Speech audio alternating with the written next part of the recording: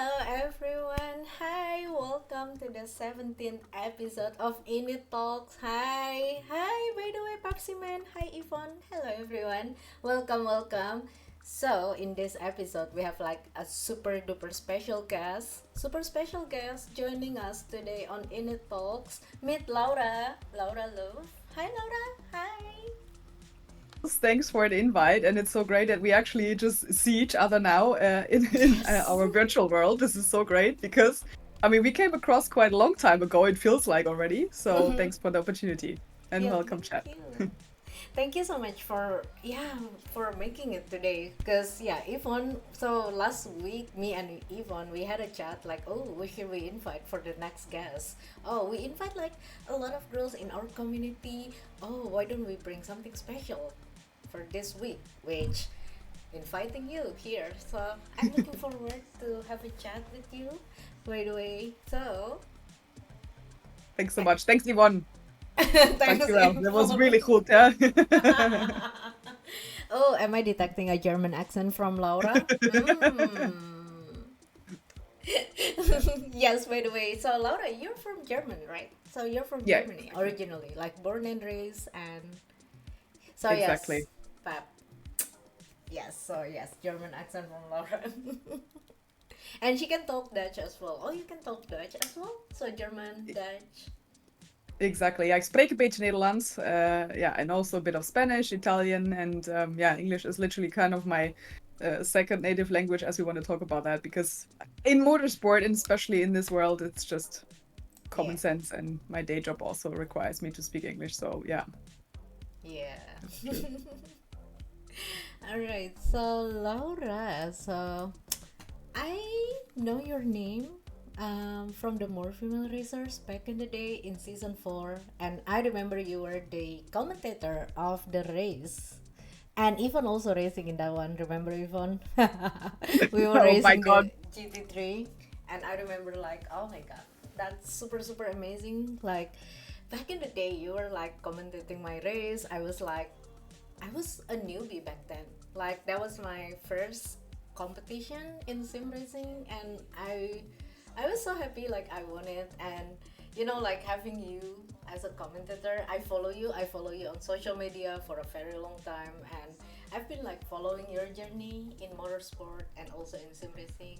And yeah, tell me a bit about it. By the way, like how did you get into like commentary into motorsports? So yeah. It's so fun there because when you say when you started, it was just also not like a long time ago. The same applied to Mm-hmm. me when I was starting with commentary. It was 2018. It came out of the blue anyway for me because I was not up for it, but a boss of a sim racing center told me, yeah, there is a sim racing event coming up on Saturday. You just talk and you just commentate. I'm like, okay, let's try this. So it Oh. literally worked quite well.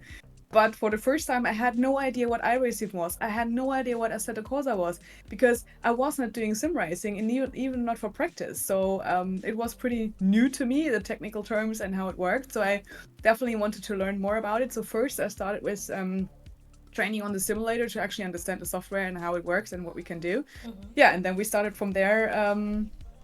Racing and commentating at the same time. But it's so cool that actually you were racing when I was commentating. This was so cool because it's great that you have, and this is why women's support is so important, that we have a network where also Yvonne was helping me a lot when we raced together. Mm-hmm. She can probably remember my swearing back when we were racing, where it didn't work out that well. I'm like, oh my God. You just really have to, yeah, you have to understand the physics versus a simulator and versus the real car. So it's different. It's different. And were you like nervous? Like, what did you prepare to Actually, be a commentator? That's the that's always the question that I got in my mind because I don't know what to say. Like, oh, race starts, I guess. yeah. So the fun thing is, I always, when I was a child, I watched always Formula One. So when I was, I mean, of course, the commentators were commentating, but I also just commentated myself kind of a bit, which annoyed my parents a lot. But um, for me, it felt like, all right, I just give it a go and start what I actually probably like. And I wasn't really nervous, to be honest. It was almost just like when can we start? Is it going well? And can we have the interviews? I was a bit nervous about those ones because if you have hardcore technology when it comes to the simulation as such, and if you get some feedbacks and you talk bullshit in that sense. Right, right. But yeah, in the end, it was about the race and you just commentate the picture. So that was kind of helpful. And I had a Mm-hmm. good colleague with me who actually knew the platform quite well. Mm-hmm. So for me, that was easy then to just really focus on the racing action. Ah, I see. That Did I was a bonus. just did I just hear the sim racing center? Sorry, I'm watching on the phone while cooking and the pan is making noises. Yes, by the way, Pap, you heard it right. So yeah, sim racing center. Yep, yep, yep. Like, Thank you so much for tuning in, by the way, Pap. Although that you're busy cooking right now, you're tuning in to INIT Talks. Really appreciate you. Really appreciate you. it's By a the good way, community, huh? Yeah. it's a wonderful community. This is like the first time for me to get into a hobby, I must say, like this deep into a hobby, and like really get in touch with people in the community and having a chat like every day, every morning, every night. Like I'm having a chat with community, and I must say, sim racing community is really wonderful. Like, yeah, I love you guys so much. No, it's great also when also the hype train is working. That's what I learned when I did not know what Twitch was before, right? So because you Yeah, you yeah, just yeah. have no idea if you don't do like really gaming, but it was so fun to do. And it's great the support you actually feel. This is more different than in other communities, I have to say. So the Yeah. sim racing community is really a bonus because it's more only on your optimistic and positive side, I have to say. And this is really, really crucial these days. Mm-hmm. Mm-hmm. I feel. Hi, Marcus. Hi. Welcome in, Marcus. Welcome to INIT Talks with Laura, the special guest of today. Hi, hi, Marcus. Hope you're doing well, guys. Hope you're doing well. Hope you're doing well. Really. So, by the way, yeah, yes, especially when we thought I was swearing in German, we can nobody understand it till there was a German viewer in chat, which we didn't know till then.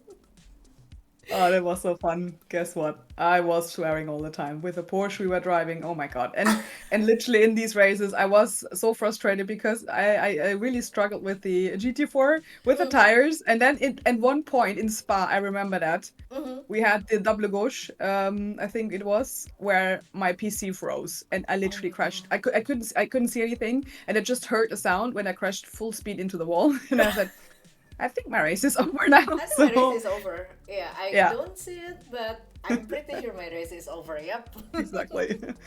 Yeah. So, Laura, you're doing some race in real life too, right? So, Yeah, you're starting from real racing first, then during the pandemic time, you starting to get into sim racing.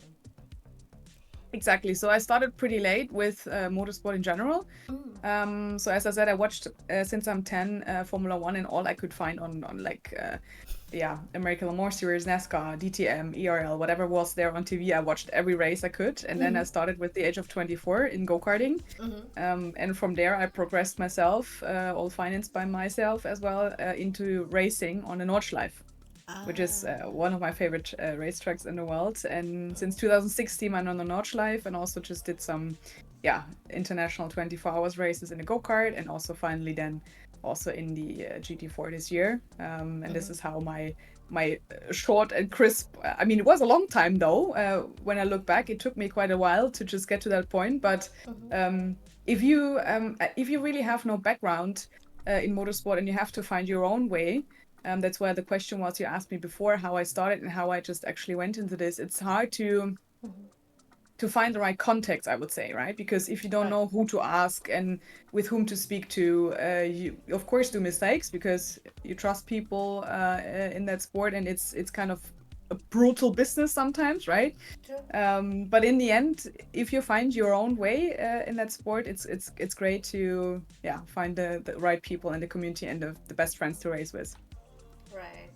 Yeah, cause honestly, my background is quite similar like you. I wasn't born in a family who got into motorsport, something like that. I was born in Indonesia, and in my home country, I'm not saying that we don't have a motorsport culture, but it's just like it's not big. And if you wanna race, like it's just like it's hard to find a way. So we just don't get into motorsport. So I'm the first in the family, like in the big family, both sides, who got into motorsport, who actually like want to work my way. Like one day I want to drive a real race car.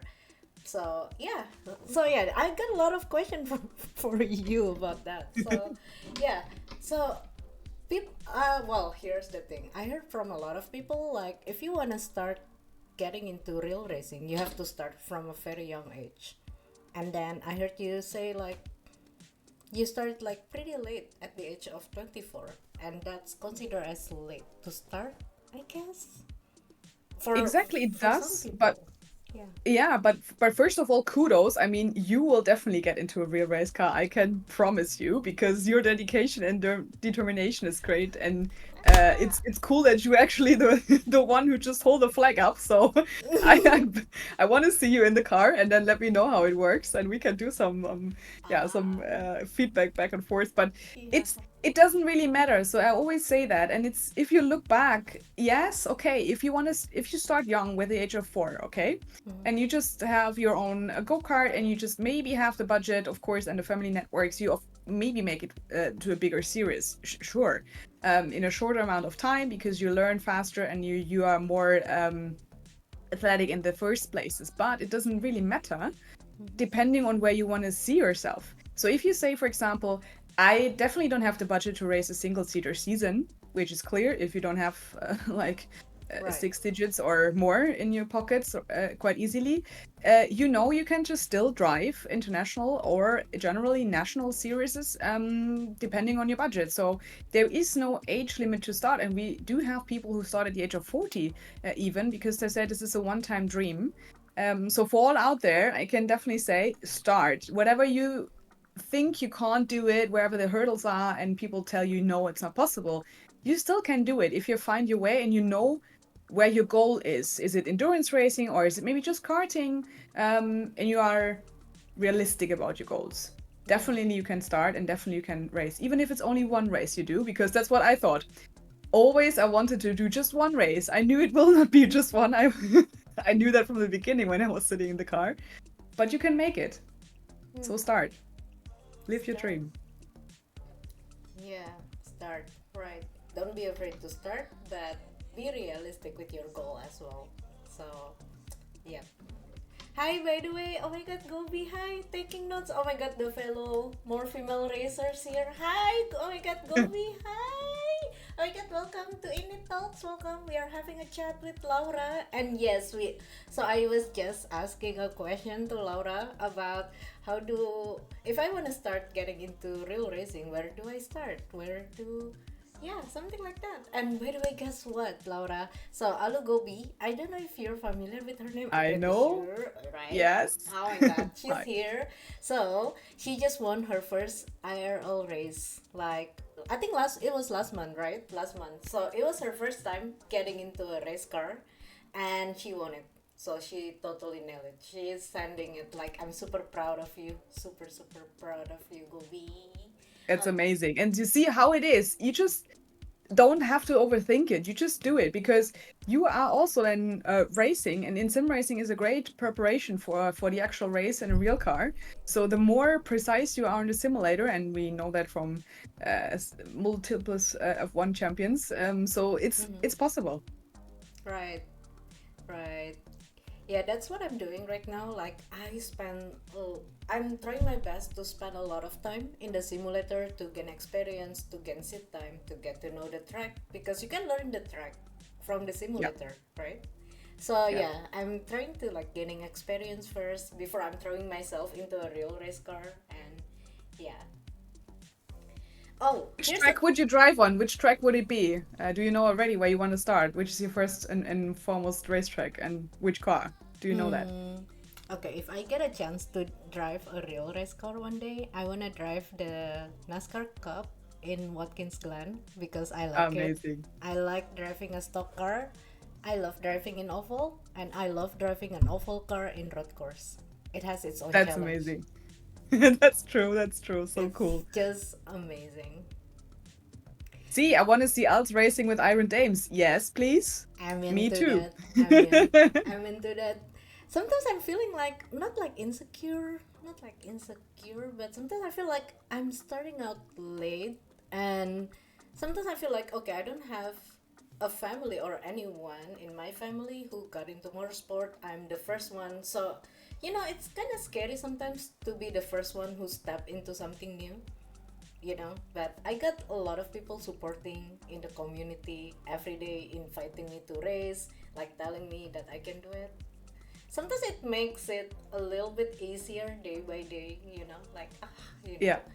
but You need the right person to just help, and this is why it's so important that you know who you can reach out to. And don't, I mean, everyone is nervous, trust me. So your adrenaline rush will be great if you just get into the car, for sure. But I know how we women feel normally, mostly insecure, and we over try to overthink. That's normal. But if you have the chance to do some training with rigid paddy racing experience, for example, where you can drive an S car yourself, or you just sit in a passenger seat, which I did in was it Daytona. It's really cool to see how you feel as a passenger, and then you have the chance to drive maybe a track day before with not a NASCAR style, but maybe with a Mustang or something like this, and you just feel the speed and how you actually flip the switch. And this is what Alu also then did probably. And also Yvonne, yeah, she was also racing. And this is you know that you can do it. And once you've been on the track, I trust you. You will find your inner strength to just floor it. just for it, Yeah, right? send it. Come on. Yeah, Gobi also said that. Alu also said like, yeah, just do it if you want it. Yeah. Just find a club, try to find a way to get a license, like the local one. Years of preparation, track day, and go to karting. Right. Oh, actually, Exactly. Laura, here, Seth got a question. So, Mhm. if I want to make the jump from esports engineer to a real engineer, how would you approach that? That's a good question. So we have the same staffing where people actually want to apply for jobs. So there are, for example, on LinkedIn, there are motorsport communities where you definitely get a job in an F1 team, for example, or in other racing categories. So I would definitely join the motorsports network on LinkedIn because they have actual jobs you can join. However, if you want to do that, and depending on where you are based, I would apply for doing one race work voluntarily, or maybe you just get still yeah, some money Right. for that, with a local race team close to your home racetrack, for example, and ask them if you can join. Even if they say we don't have someone, I mean they cannot trust you the entire data, but if you can just join and help out, definitely ask the race teams because sometimes they are really busy and would love to have more staff which they can help out. So mostly they are short in mechanics, short in engineers, definitely. So why not try to ask? And what I've seen, this wasn't fantastic. When I was in Austin, um, at the racetrack, Ottmar Safnauer was standing in front of me back then when he was still principal. And then someone came with his application on the fan ground. He was standing behind me on the actual racetrack after Oh. the ceremony, and he just shouted at Ottmar and throw his CV to him. He was also an engineer. So guys, if you want to do that, why not? And he just came up to the pit wall and said, "All right, I take your CV. Let's talk." And that was just this connection. I mean, F1 is the top, but this connection was great that he just came prepared with entire CV package and just gave it to Otmar. So be bold, try it, and really send out emails to teams who you know which are close to your racetrack and join them. Right. And I completely agree with networking on LinkedIn because I have a LinkedIn too, and the way I'm like behaving on other social and LinkedIn is different. And Yeah, yeah, I mean, yeah, in LinkedIn everybody expect you to act professional, and yes, you can find a lot of like professional job opportunity through LinkedIn. So for everyone here, like, doesn't matter if you're like a sim racer or if you're a streamer, if you're a content creator, having LinkedIn is quite a must in my opinion, like quite a yeah, mandatory for now. Like everybody is just networking there, and I'm not gonna lie, especially working in the motorsport, you need to find the right person. You need to, yeah, build a network basically.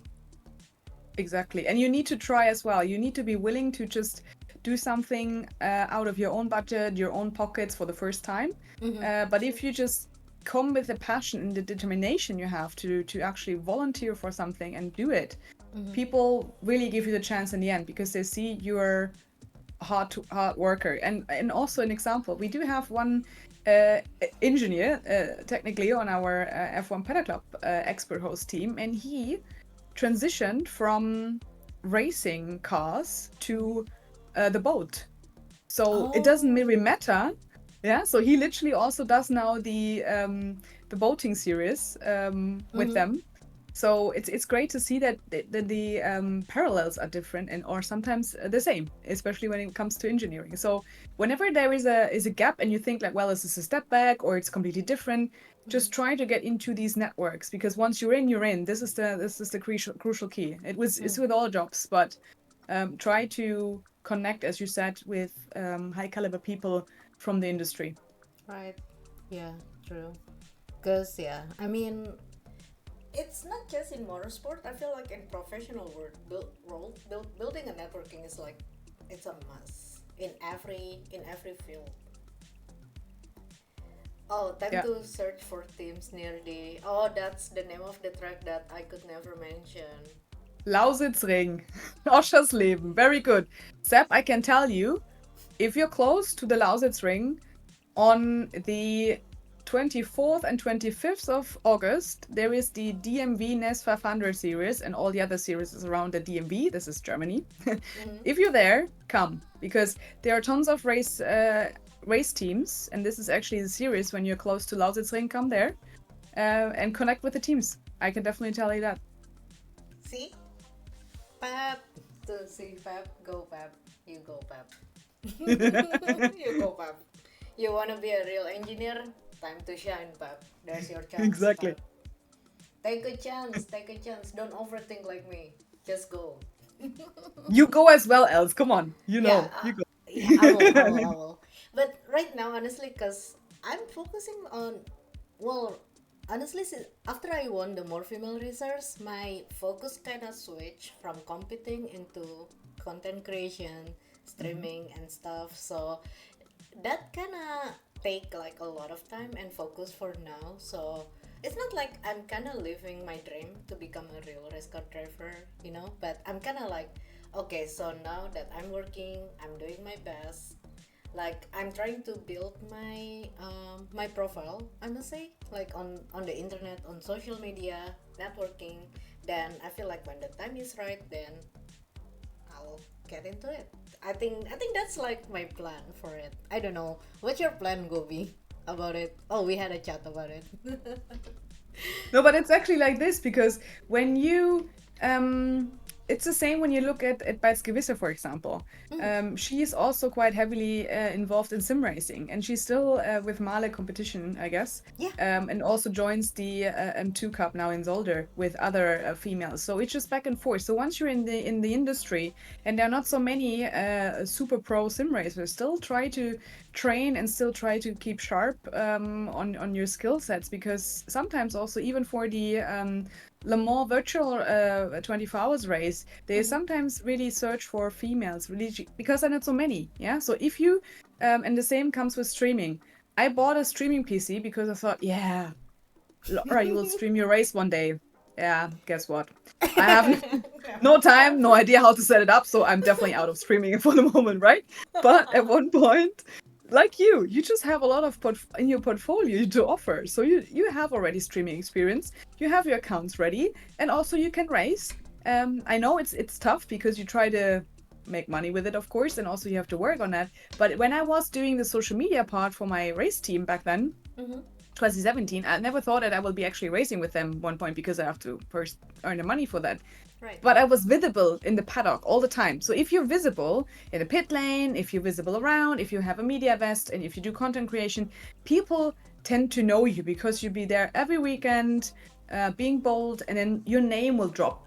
eventually, and they will see you, as there are not so many females out there also doing the content creation, you know. If you look at the ones who does the social media accounts, mostly men, sometimes females, yes, but it really depends on if you do a videography course and maybe learn that even more.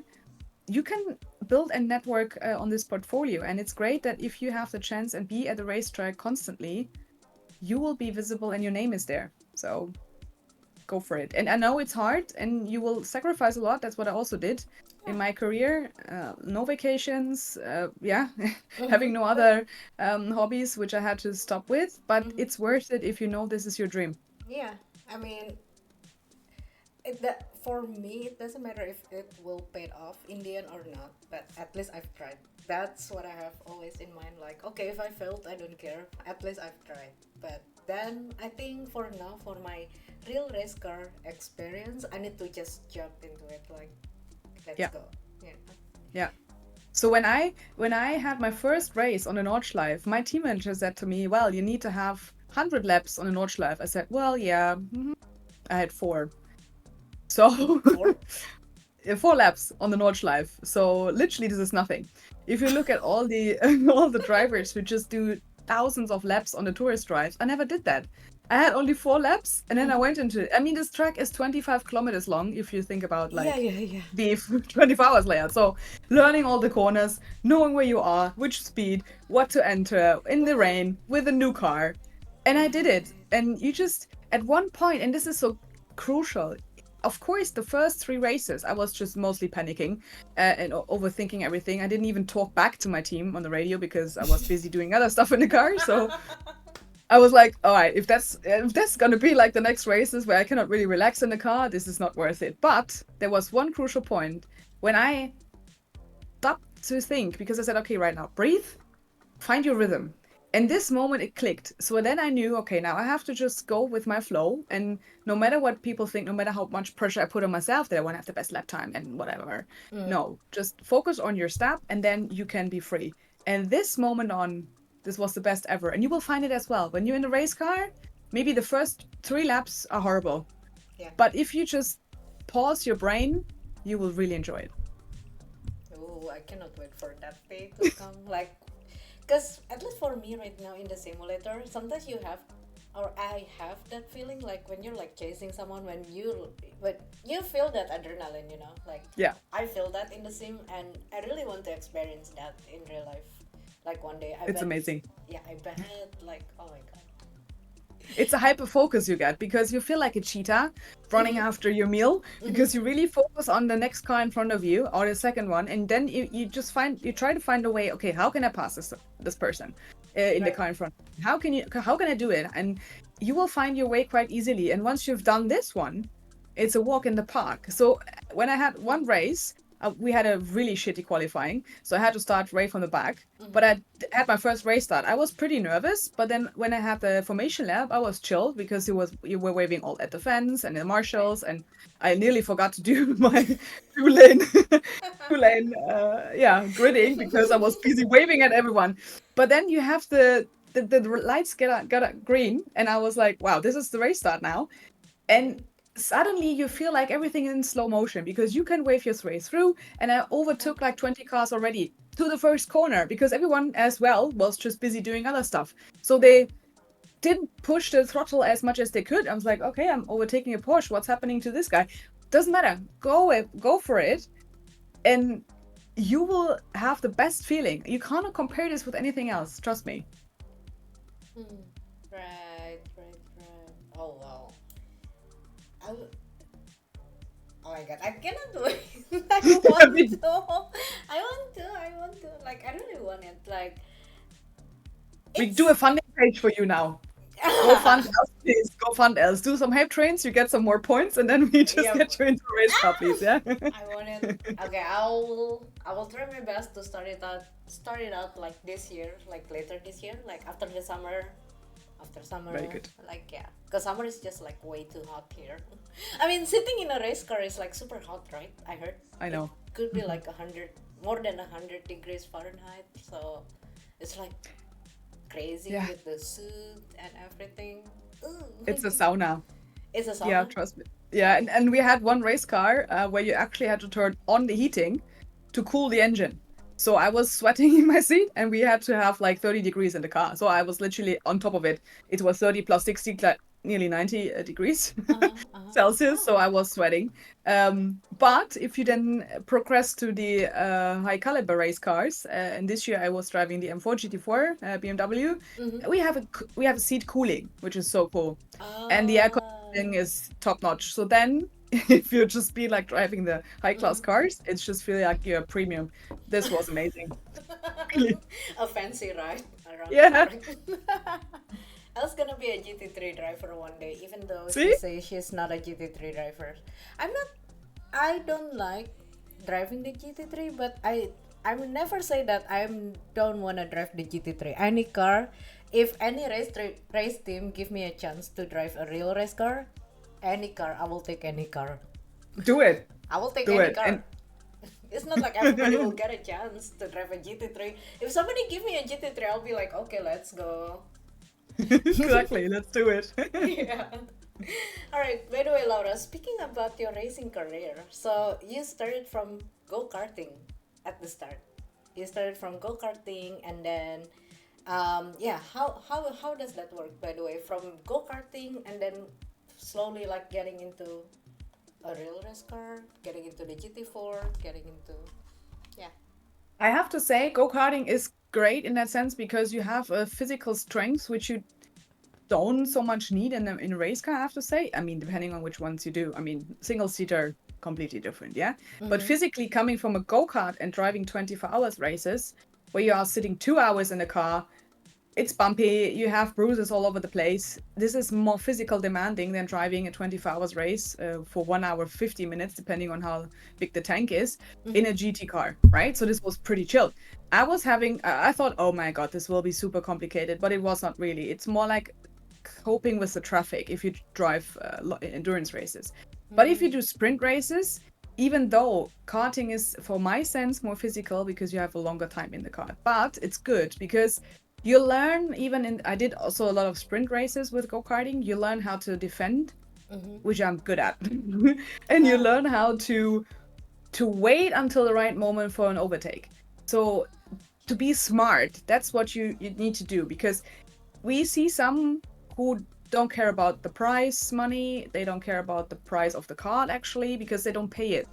I Mm-hmm. had to pay everything. So I knew I have to be smart with the material I have, don't overrun the tires, and don't crash. So from that feeling onwards, this is the smart intelligence you need in a race car, especially also when you do like endurance racing. It's important that you keep that momentum. Mm-hmm. And this helped me a lot. So I would say right now, these days, as we have sim racing, it's of course better comparable when you start directly with the car you want to drive Mm-hmm. and directly on the track you want to drive rather than karting. But I Mm-hmm. think it's really still crucial to go kart because you learn how you can navigate in traffic, even with bad drivers around you who don't know how to drive. Mm-hmm. That's where you learn to be smart. Ah, right, right. Same when you just do league racing, huh? Mm-hmm. On iRacing, it's the same. You have to be Yeah, smart because otherwise you just get bumped into each other all over the that's place. Yeah. yeah. I think yeah, that's what I like. Every time I'm racing, every time I'm sim racing, like you have to focus. And I feel like when I'm racing, when I'm focusing on my race, I feel like I have a full control of my body, my mind. Like you don't need to think how much do you need to brake. You're just like in the zone in everything. Like yeah, you're waiting for the right time to overtake. You are defending, you know how to defend, when to defend, and when to let go because there Yeah, will be a crash, something like that. exactly. Yeah.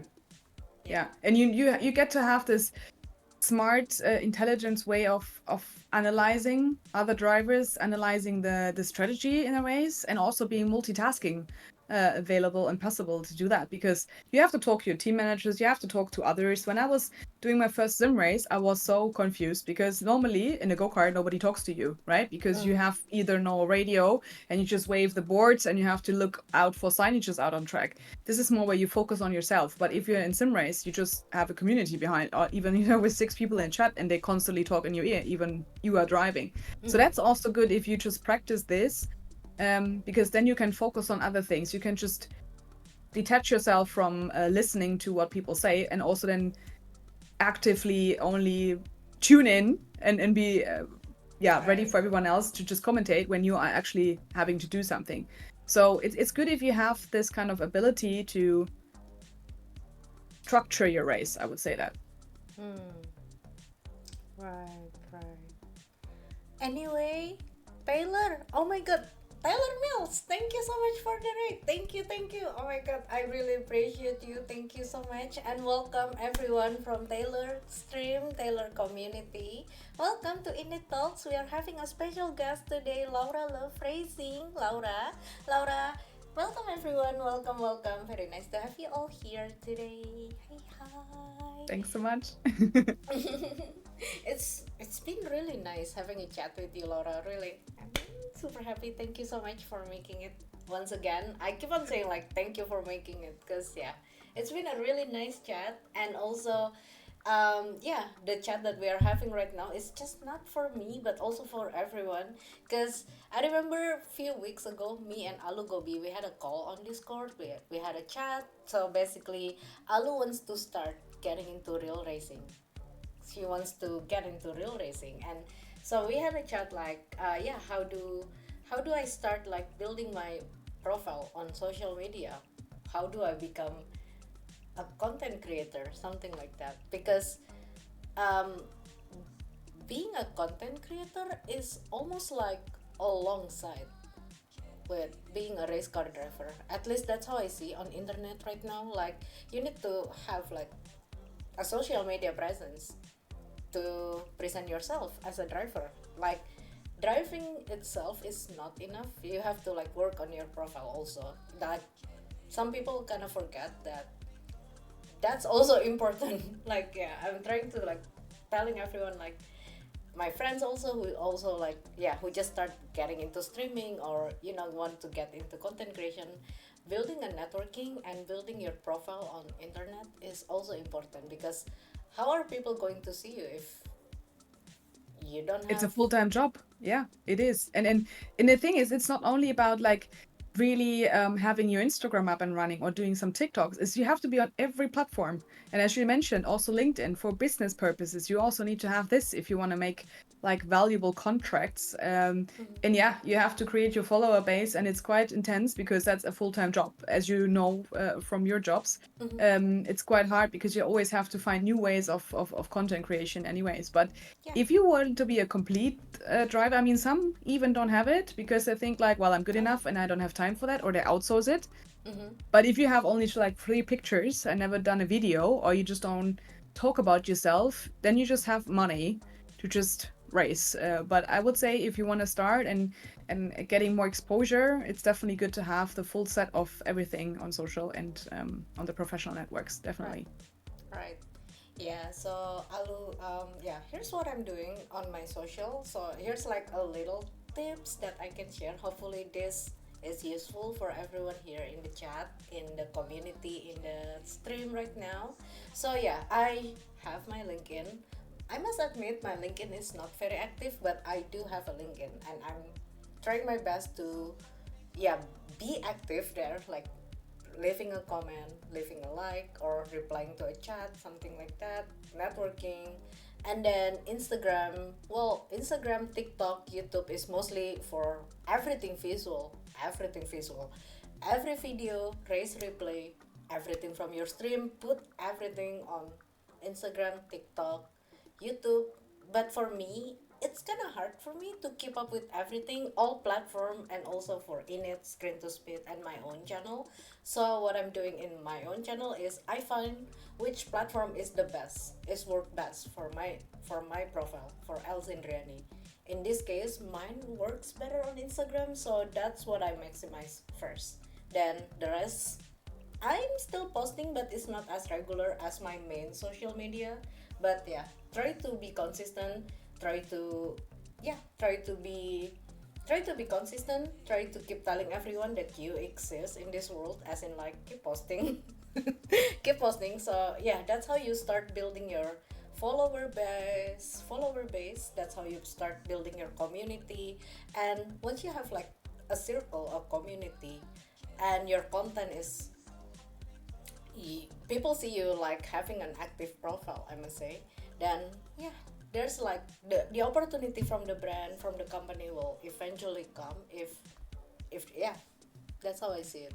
And that's what I'm doing, I must say, in terms of streaming, content creation and stuff. Yeah, this is useful. And if you don't know how to start, then you can always find people in the community to help you with that. So that's why it's good if you just know some people who want help with content, and if you network and get the support with. But it's easy. You just try it. And as I said, don't be afraid. You sometimes do mistakes. Well, but we are all human for this one. And you can easily erase something still on Instagram. Yeah, so it's not a problem if you just post a wrong picture or whatever you think it's not right. So just go with it. And it's the same in the motorsport industry. Normally, if you look at that, yeah, people might think there are all kind of big egos. Yes, there are some, but in general, if you just talk to most people in the community, it's like a family, as we had it before with the sim racing community. So literally nobody is evil, and even though you are competitors on the track, but off track you still have a beer, right? So that's why it's a small world, and you always see each other twice. So you have to think to be nice to people, because you see them the next days in some other occasions. So this is why actually the ground tenor and charisma characteristics of motorsport should be positive and supporting, depending on where you race.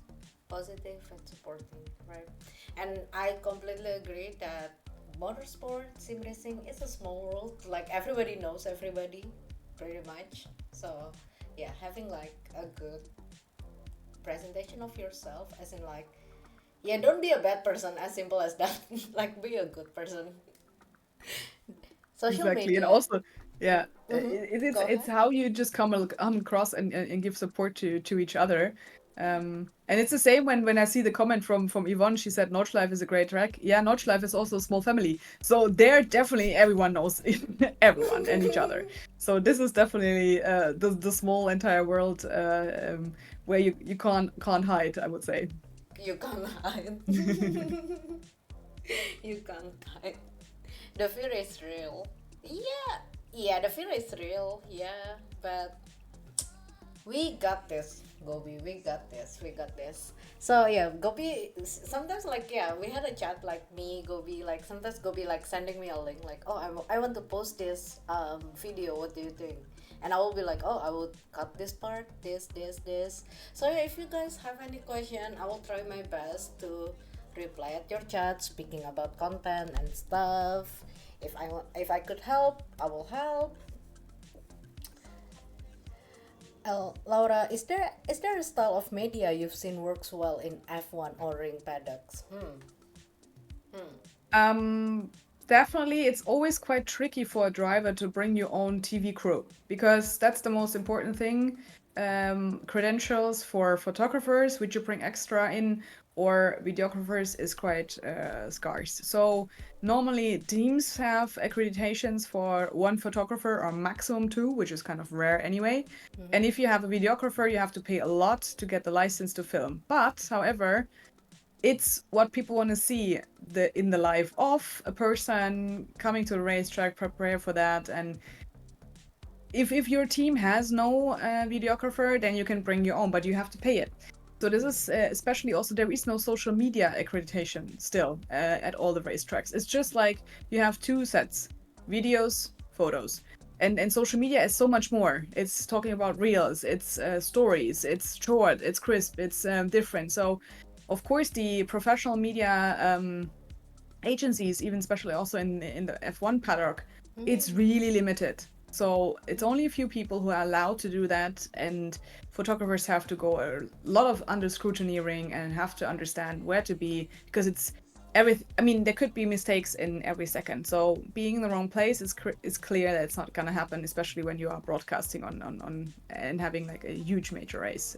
But with every race, it's important that you find your own way of doing your Instagram, as I would say, which is still the most popular one, if we want to look across that, or TikTok.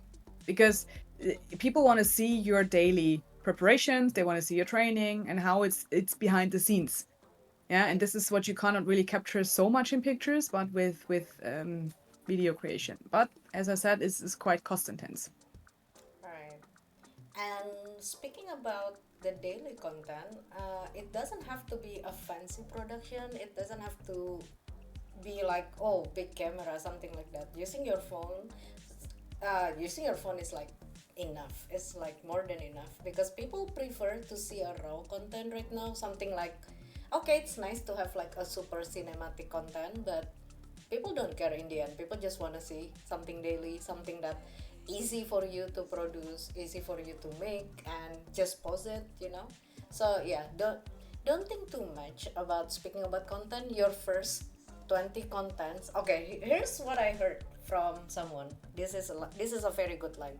Speaking about content, your first 10 or 20 contents will be beep, will be bad, and everybody has to go through that experience. You have to go through that, having 20 bad content, 20 peep content, before you can like level up and you can like start elevating your content day by day, day by day.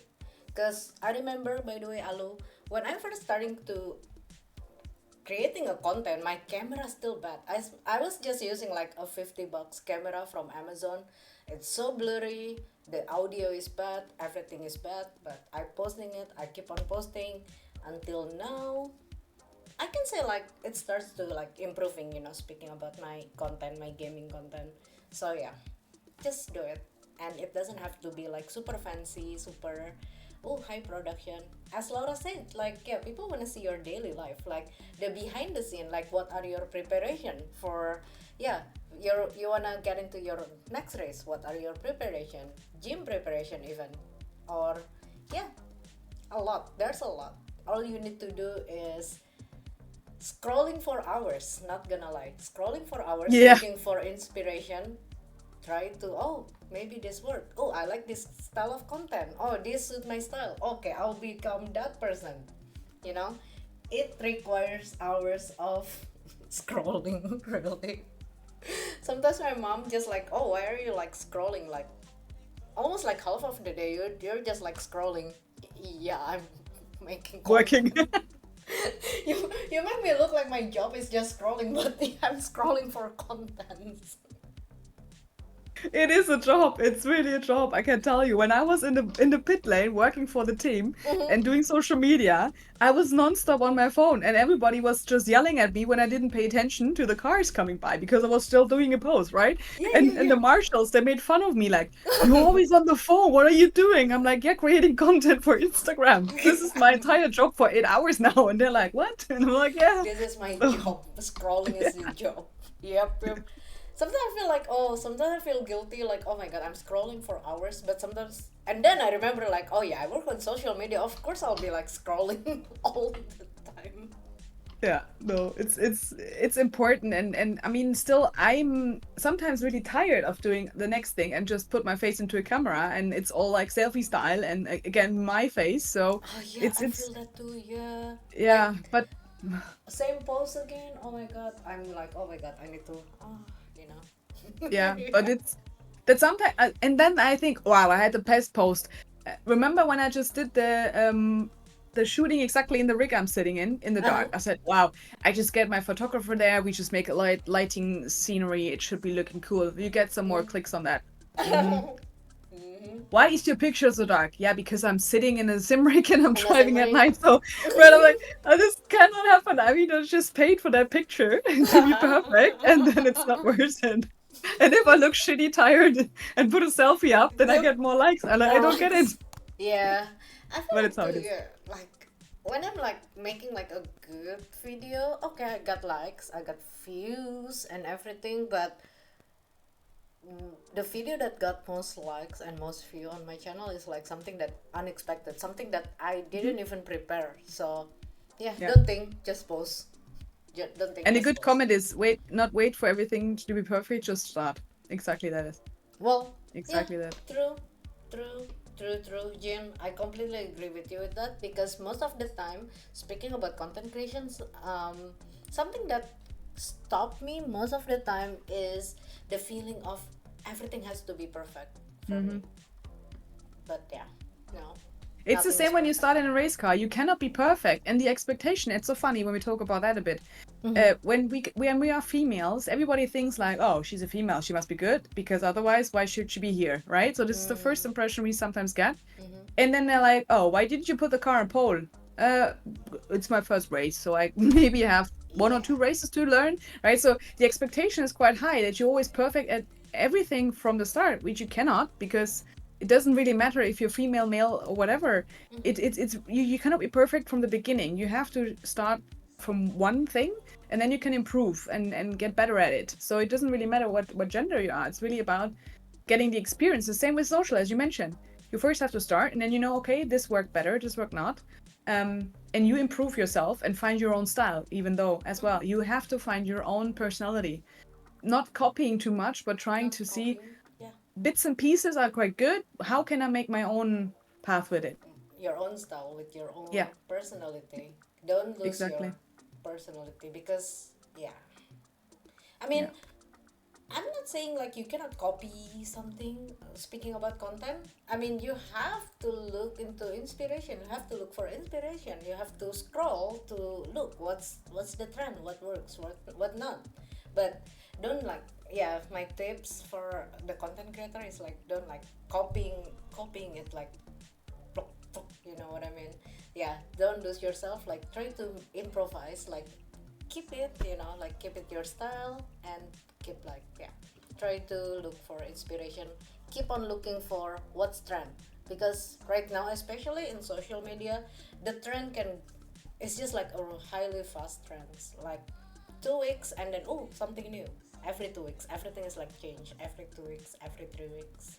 So yeah, happy scrolling everyone for everyone who wants to be a content creator. Happy scrolling. Jacob, hi Jacob, very nice to have you here today. Hi, welcome to INIT Talks with Laura Luft. By the way, Gobi, Jean, Jacob, Taylor, Yvonne, everyone, if you have question, feel free to drop it here in the chat if you have question for Laura. So yeah, we'll be having a Q&A session, a quick Q&A session before we end the stream, which we still have some time. So yeah, but you can drop your question now. By the way, Gobi, Jacob, Jin, Sap. Also, if you have question, you can drop it now. While we are waiting for the questions, let's have a little chat. So, Laura, you're racing in real life, but mostly you're racing in Europe, or have you raced in some tracks in America also? No, I haven't. So my racetracks were in Europe only in the car, but I raced in go-karting abroad in Oh. Dubai quite often, which is really nice. I love that racetrack and the experience. Mm-hmm. And it was so fun because we were racing actually with a female-only team Oh. for the Minister of Sport from Abu Dhabi. So they sponsored us 1 year when we were racing the 24 hours race. Mm-hmm. And they literally came from Abu Dhabi with the entire entourage, with a helicopter and all that kind of stuff. So they Oh. landed close to the racetrack and came and wanted to take a picture with us. And we're like, wow, this is Wow. like high caliber people Mm-hmm. supporting us as females because there were none. And especially it was only one Arab girl who was driving in go-karts. The rest were they were flown in from South Africa, me from Germany, one from Switzerland, one from Italy. So we were all kind of across it. So that was really fun to Ah. see. And yeah, we were brought together, and this was kind of a big talk back then because none of Mm-hmm. the other girls did it. Now they recruited so much more females, which is really great to see. Yeah. And like with the more female races where you joined, there were so many seasons and so many great sim racers who came out of this sport and still continue and want to jump into a real car now. So it's the time definitely and Mm-hmm. time to shine. And we have a great community of females supporting each other. Yep.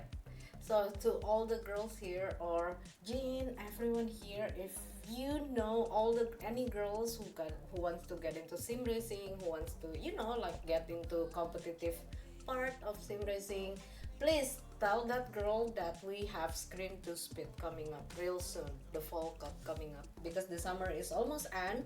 We'll be coming up with the Fall Cup coming soon. So yes, come join. We'll be racing in iRacing.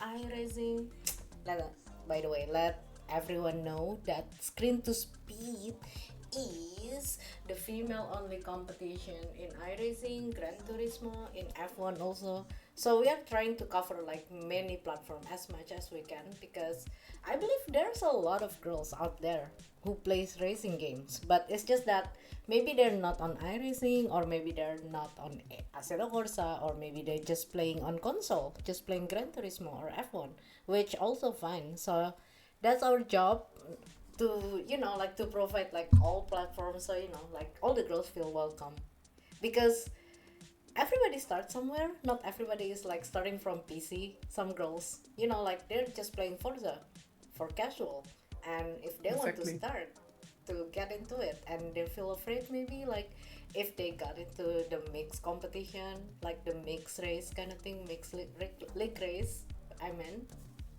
So yeah, we are here, by the way, girls. We are here. Oh But it's wait, good. Yeah, we got a ada. question. Yeah, we got question from Jean. So Jean is a good friend of mine. So what's been your biggest obstacle in your racing journey? The thing that held you back the most, or the most challenging thing you've had to overcome?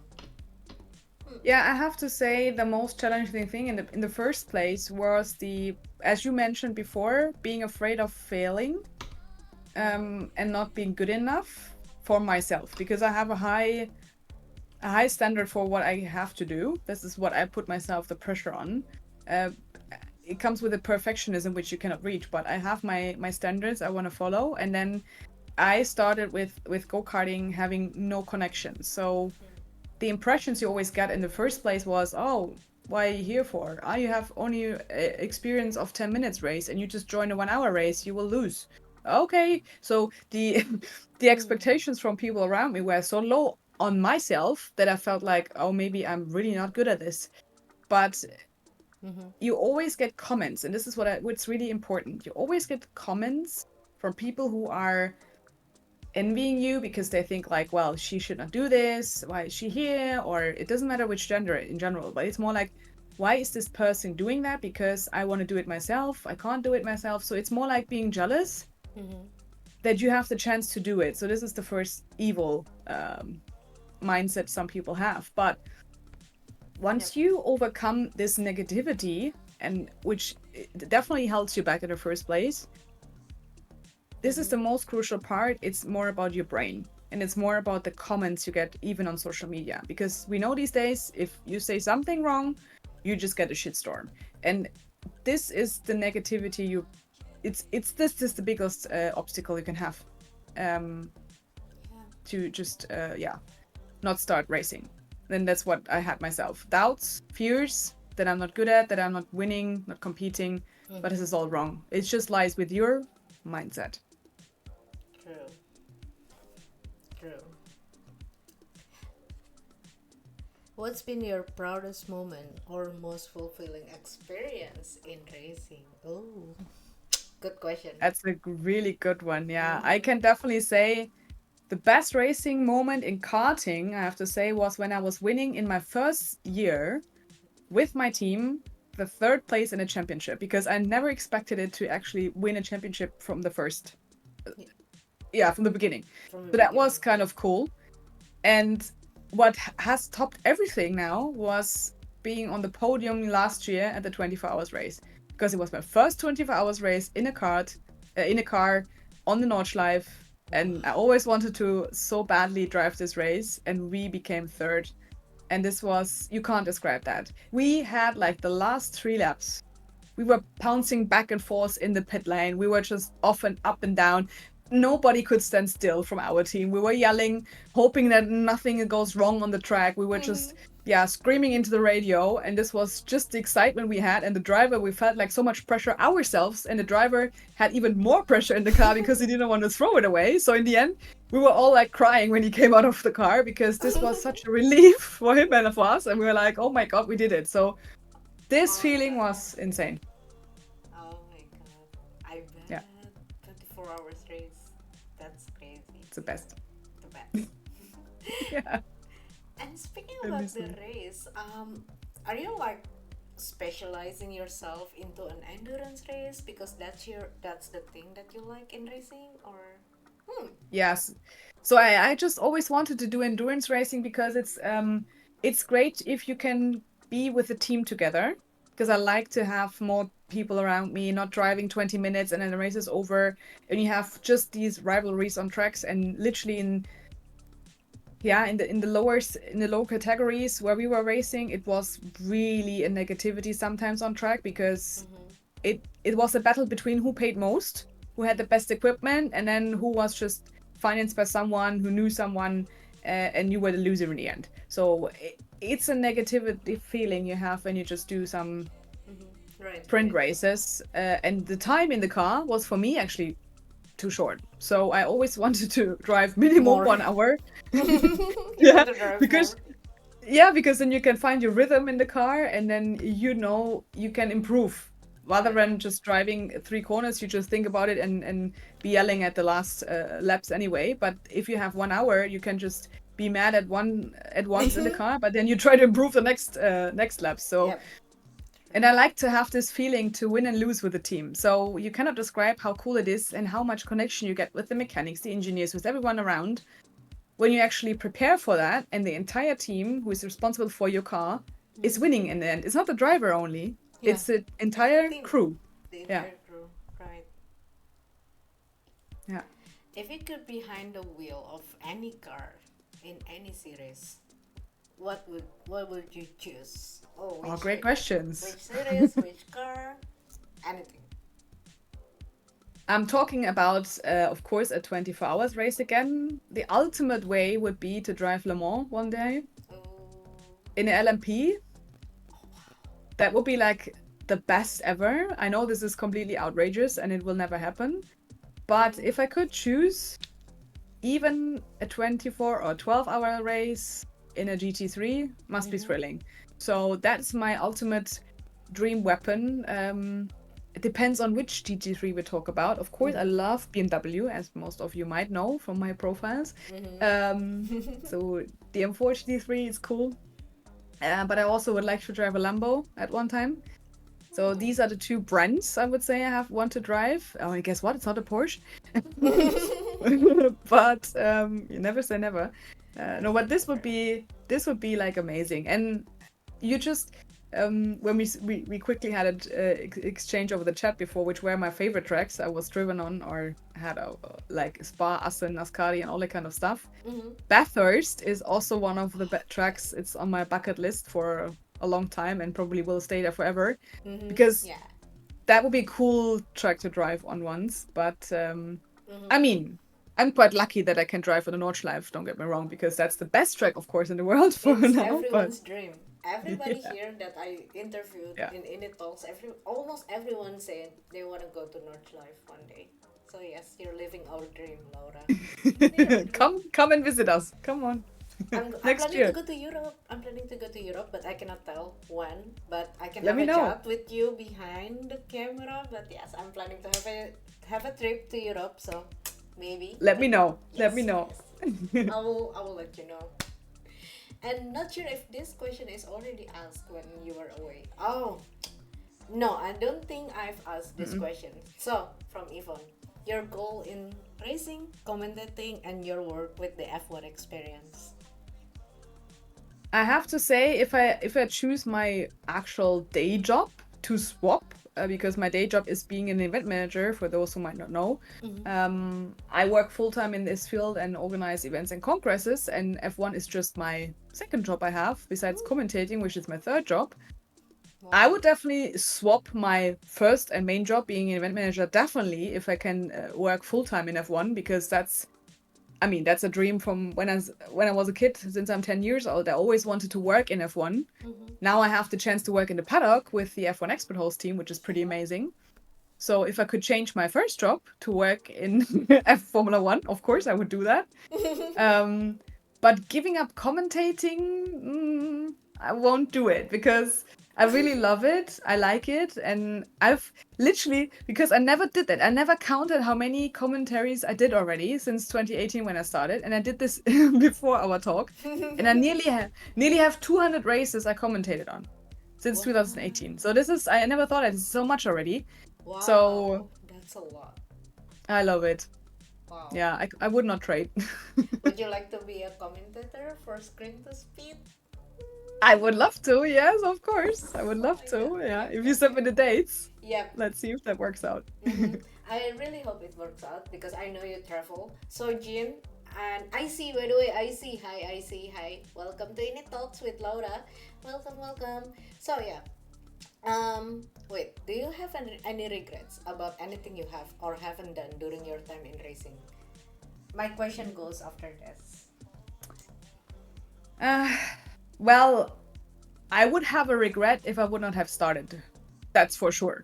So at one point I was like, should I start racing? Should I put my money into karting and spend all I have and all I earn uh, into a real race car?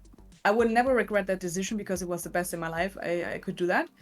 Um, there were some opportunities which I had been given, but I was, because that's also a learning curve, I was committed to one project because I said yes to it in the first place. So I was loyal to that project, which turned out to be bad in the end. Right, So right. that was my learning lesson, which I regret because I could have said, well, I'm loyal to that project, but if another one comes up, I'm happy to swap. But that's how I think and how I was. Once I'm committed to a project and I said yes in the first place, I won't trade it off and just leave the team. So, but in the end, I should have done it because would have given me other opportunities right now and maybe more funding. So this is what I would regret.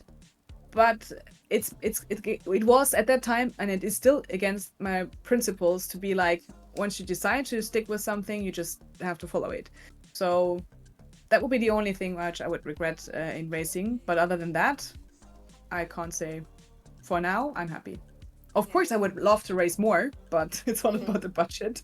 Yeah. That's for sure. Racing is expensive, right? Yeah. Like super Yeah. expensive. Yeah. Oh, will you be at the Paddock Sim Racing Expo this October anyway? I try, but I can only be there on Saturday. So that was my thought to come there. So if you are all there, I will definitely try to make it so that we can meet up in person. So Yes. see you at the expo, I would say. Saturday. Anyone, see you in the expo, by the way. If anyone here planning to come to Sim Racing Expo in October, you will get a chance to meet Laura and also to meet Yvonne. Wait, Yvonne, can. Oh, no. Okay. Well, oh, yeah, you'll be there, right? Can I say? Can I say something? She said she's there for sure. I just don't want to spill something on live stream. Yeah, so by the way guys, so if you guys planning to come to Sim Racing Expo, you will get a chance to meet Laura on Saturday, and hopefully I will be there also. Hopefully we'll see. Please. We'll see. Yes, yes, yes, yes. I need to I lost my passport, so I need to make one. I need to go to the city, grab a new one. But don't worry. Okay, go now. Go now. Go Get now. it because you have to But- come over. You have to come over. When is it? When is it? Is it 13 until 15 of October? Is it? I think so, yeah. Yeah, Because around the other week 13. afterwards I can't. So yeah, that's the only week I think I am still available. Wait, so it's at the Nürburgring, right? Is it? No, Oh, it's wait. in Nuremberg. Wait. It No. was in Nuremberg. I think now again it's in Düsseldorf. Yvonne, correct me if I'm wrong. Uh-huh. They Oh, moved wait. it from Nuremberg. Yeah. So it's back up Mm, in the old days, but it's not anymore at the Nürburgring, not anymore. Oh. unfortunately. Oh, I Yeah. see, I see. I think it was like in 2021 or something. It was in Nürburgring. Yeah, Dortmund. Yeah, see, Dortmund. Yvonne knows better than I do. The German cities. It's not Düsseldorf, it's Dortmund. You're right. Okay, it's in Dortmund. Okay, Dortmund this year. Hopefully, we'll see. Same. If I Just kidding. could make it, it will be fun. Like we could hang out, like me, Yvonne, you, everyone. Like let's meet up with sim racing friends. We should do an announcement then, so I will definitely try to plan for that. Yeah. Yep. I will let you know. I will let you know about my travel plan to Europe. One thing for sure, I good. will go to Europe, but yeah, it's just that. Well, I will tell you. I will tell you after this. Oh, anyway, what's your favorite track? Speaking about the track, I don't think someone already asked this question, by the way. I don't think No, I someone don't. asked. Yeah, what's I your don't think. favorite? Like most, most favorite amongst all. I mean, Nordschleife, I definitely have to Still? say, Hmm. still, Okay. but there are yeah, because it's every lap is different, so it's not the same, Mm-hmm. Sure. and there are so many corners, and it's so technical. But I love the challenge, and I love to race there. But if we look onto the other ones, I love Zandvoort because it's in the Mm-hmm. dunes. It's a unique racetrack you don't have anywhere else in the world. Mm-hmm. Yeah. Well. Um, and this is really one of the second ones I really like. Mm-hmm. There is so many good ones which are not even on official race calendars like Portimao, but it has a nice flow. Mm-hmm. Ascari has a nice flow, which is not an official racetrack, but for track days, it's nice. There are so many great ones. But yeah, if I have to pick and choose, it's Nordschleife still. Still the I North have to Life. say. Yeah. Still the North Life. Right. Right. Right. And last question, by the way, before we end the stream. So, any tips and also any words for all the women out there who wants to start building their career into motorsports or in racing in general? Ladies, I can definitely say, don't be afraid. Number one. And start. No matter what you have heard in the past, what you think you might hear in the future, where people want to divert you from your goal, stick to it and build your own story and find your niche. If you think you just can find a niche or you don't know where you actually want to go, test it out. If you want to be an engineer, there are tons of ladies still out there in the engineering world where you can ask people like me, for example, or others who are already in the field who can connect you with someone. Don't be afraid to ask, right? So when we started with a few females back then, of course you will. I never reached out to one of the stars in motorsport, the pro female drivers, because I thought they will never reply to me. But once you have met them on track, like for example I met Sophia Flörsch and all the others, Tatiana Calderon even, they're like you and me. So don't be afraid to just send a message. Maybe you don't get an answer, but if you do, try to connect, try to be open-minded, and don't be aggressive to females. This can happen sometimes if you just really try to fight each other. Why? Why should you? Because we all have our space, and it does not matter if you're female, male, or whatever gender you have. It's really about being supportive because we don't get far if we just fight each other. Yes, you can fight on track, but afterwards, please be nice Yep. and please support as much as you can, of course, and as you want. But as a female, it's always hard that you overthink and that you try not to live your dream and try not to fund it with your own money. You just always try to maybe also find sponsors. But if you don't have to have a big cash cow at home. You can start with small money, and if you work hard for your dream, you can make it even with low budget, like I do. I don't have a big funding and I don't have a big sponsor. I have none. So I finance myself, and it's possible. But never give up on your dream. So please, please, when you think you can't make it, ask for help. Ask to find which way you can go, because there's always an answer, and we're here to help each other. So that's my 5 cents about that. Thank you very much. And yes, last but not least, the tips for all the girls and also for the boys, LinkedIn. That's yeah. Be active Definitely. on LinkedIn. If And you don't be shy. Don't be shy. don't be shy. Sometimes yeah, ask questions. You just have to reach out. Sometimes you just have to ask. Hit the send button. Where will we see you Exactly. next, Laura? Oh, question from Go. Well, yeah, not racing this year anymore because the 24 hours was very expensive, although it was not even 24 hours this year Yeah, it due was a to 24. Yeah. 7.5. But yeah, I will be mostly like done with my F1 season, so I have 3 races left. But of course, if you're not at the F1 race, you won't see me though.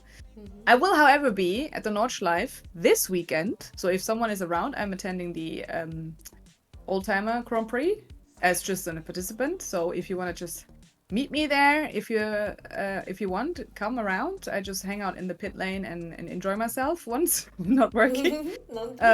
Then I will be at the Lausitzring, as we told Zeb already. So Yep. please come. And if you are there at the Lausitzring and you want to see the racing action there, it's free.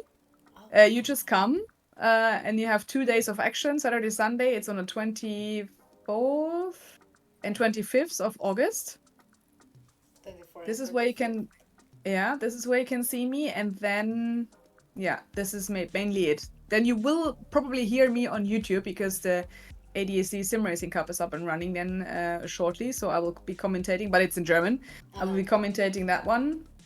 Yeah, and that's it for this year. And let's see what happens next year. What a busy year for the rest of 2024. Yeah. Hopefully, we will see you racing next year, like back in the race car and, floor it. Hopefully. I hope so too. Yeah. Thanks. And you too. You remember that next year it's your, and even not this year. Next year is your year as well. Yeah. Yep. I promise to you and also to everyone here, I will start finding my way to get into a real race car. Doesn't matter what series, I will take a chance. Exactly, and see you at the Sim Racing Expo. Exactly, and you Sim Racing Expo. Sophie, everyone, yep. See you all in Sim Racing Expo. We'll catch you in Adak. Lots of love. Oh wait, are you coming to German also? By the way, Gobi. Oh my God, we could be in the same flight to German.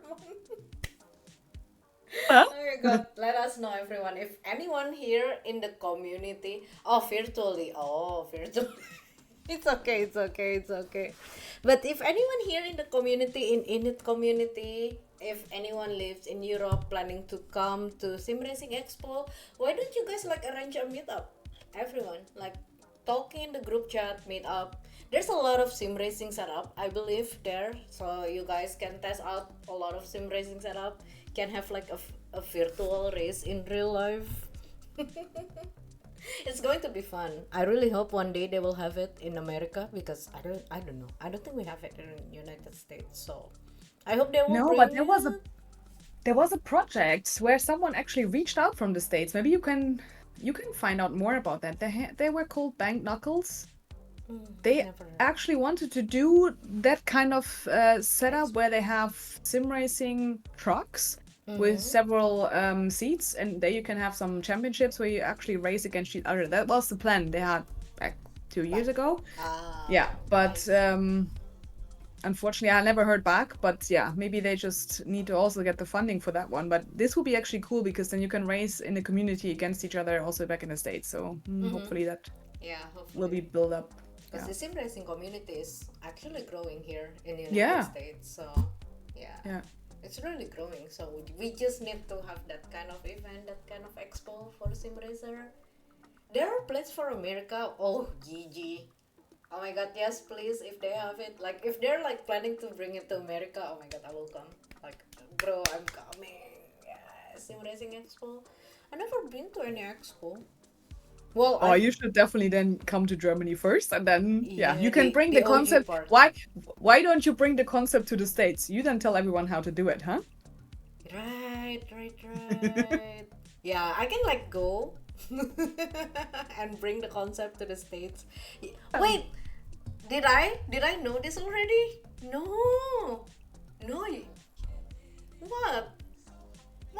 What sim racing in America? Sim racing expo in America? No, I don't know. No. Wait, have you guys told me before? Oh no. Spoil it. Oh well, I'm sorry. Morning brain, still morning for America. Anyway, Laura, thank you so much, by the way, again.